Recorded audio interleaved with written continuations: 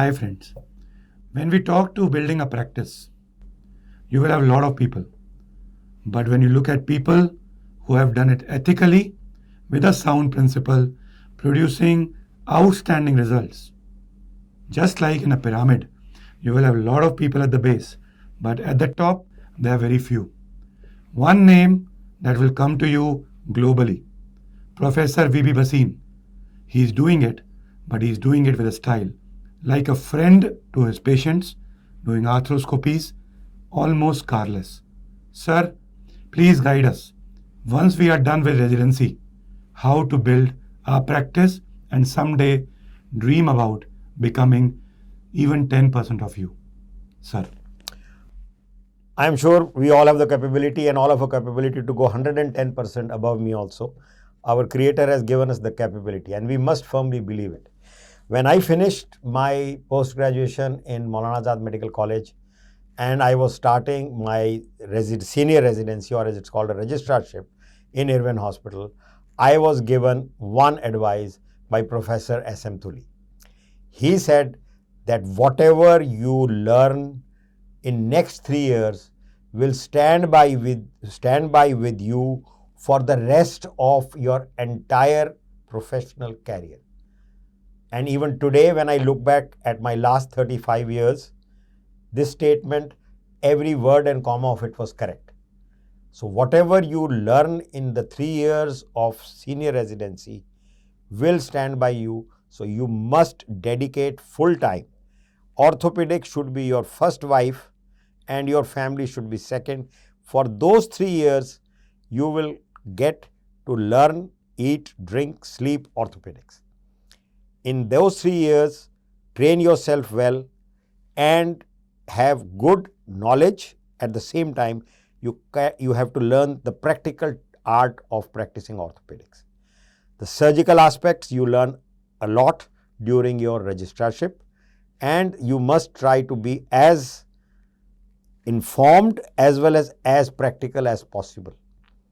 In my time of registrarship, we used to carry our Campbell's Operative Orthopedics and a photography camera, which was a film camera, and we also used to carry a book on plastic surgery with us when we were doing emergencies.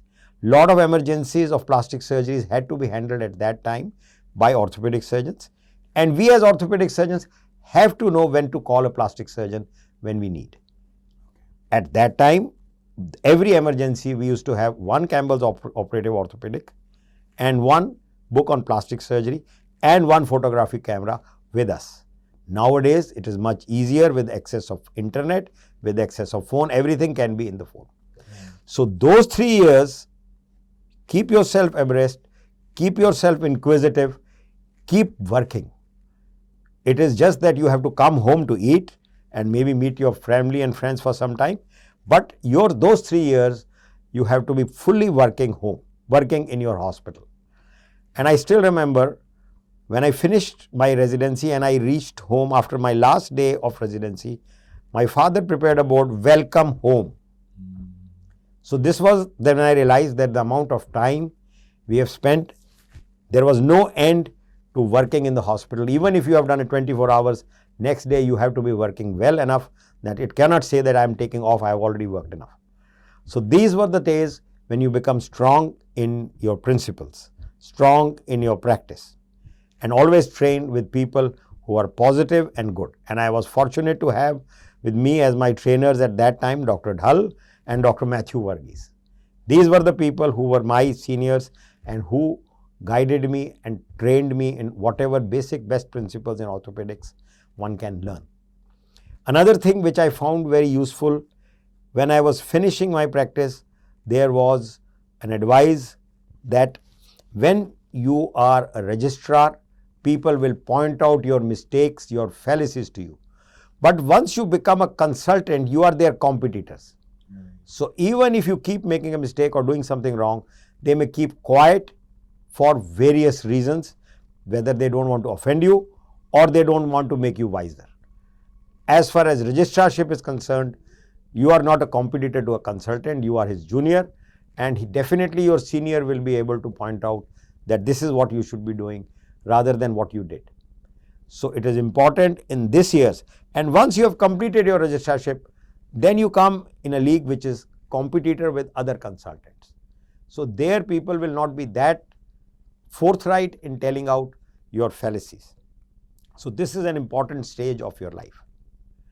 Another thing I was told when I was doing my, it was towards my end of residency, AO courses were coming in.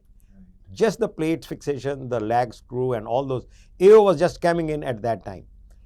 And, the conservative treatment we were already told and taught very well in our college. So there was some conflict. And at one of the courses, I asked one of the senior faculty, Professor Willenegger, that what should be the decision that, like we were told to treat humerus conservatively, it does well.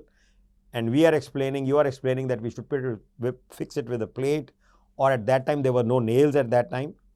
He gave me one very good answer. He says, look at the patient, and if you were the patient, what treatment you needed, that same decision you should do for your patient. It will take into fact that your capabilities are in this direction, you have been trained in this direction, and this is what you think. If you had the same fracture, this is the treatment you would have taken, then you do the same treatment for the fractures for the patient. So the confusion gets resolved. Right. So this was very good advice which I was given at that stage. Another thing which is important, one must be adequately knowledgeable, and an orthopedic surgeon has to be a student all through his life, or for that matter, any specialty. We will keep on seeing new things, we will keep on updating. Definitely complete your 3 years of residency as a holistic orthopedic surgeon. After that, as in the present day time, the trend is to go into subspecialization. At the time when I was there, it was unheard of going into a subspecialization. Least of all was arthroscopy, which I did take up at that time. And it was surprising to many that for somebody can sustain purely right on arthroscopy work. But that is something which is now done. So once you have got an overall orthopedic training, because when the patient comes to you, he is going to be an orthopedic patient. He may not be a patient of your specialty only, but you should know that this is not my specialty and this is a different specialty. You should not be ignorant of what is happening in the general orthopedic field. You have to be aware to make a correct picture of the patient. Right. Another thing which I found very useful is look at the patient as a totality, not just as a tubular vision. You have to know the patient's problem, not just a particular X-ray or just a particular finding. So this is important. And another thing which I find very useful to guide you in your practice is that a principle that treatment is patient's requirement. You have been provided the training by your teachers, capability by our creator to deliver that requirement. If treatment becomes your requirement, then you will make unethical or non-viable decisions. Right.